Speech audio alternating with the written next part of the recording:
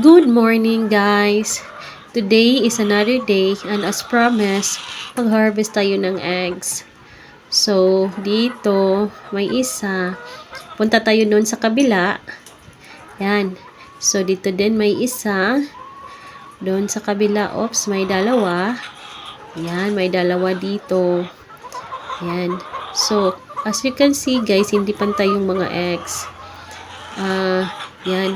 So, dito naman tayo sa kabila. Oops, ito hindi na-develop. May isa na naman dito. Yan. Oops. Dito naman tayo sa kabila. Yan. So, ang hirap pala guys pag ikaw yung nag-record at same time nag-harvest. Apps dito, may dalawa sa taas. Yes, kunin natin yan guys.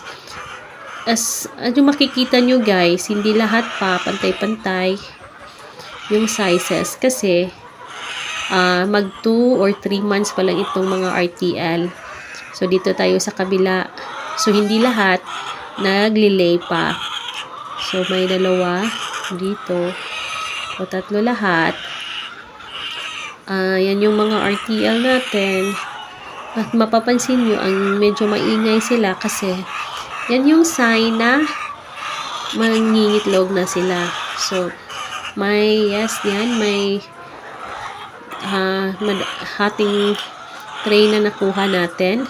So, hindi talaga pantay-pantay yung mga eggs. May small, may peewee, may small, may medium, at may mga large na din. At least, sa 2 buwan or 3 buwan, may nag-large na naglalay. So, dito tayo sa taas. Oops, may isa. Kunin natin yung isa. And, ayan, dalawa. And, tingnan natin. Oops, dito may isa.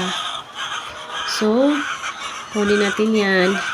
At least, hindi nila maapakan yung itlog or yung eggs. Yan. So, yan. At least, marami-rami yung nakukuha natin ngayon. Lagay muna natin dyan at i-check natin kung meron pa bang hindi tayo na kukuha. So, dito sa taas, oops, dito may isa. Kunin natin yan. Oh, dalawa pala. Yes, kunin natin yan para hindi nila maapakan. Parang medium size na to. Fresh na fresh. Yan. And dito tayo sa kabila. Check natin.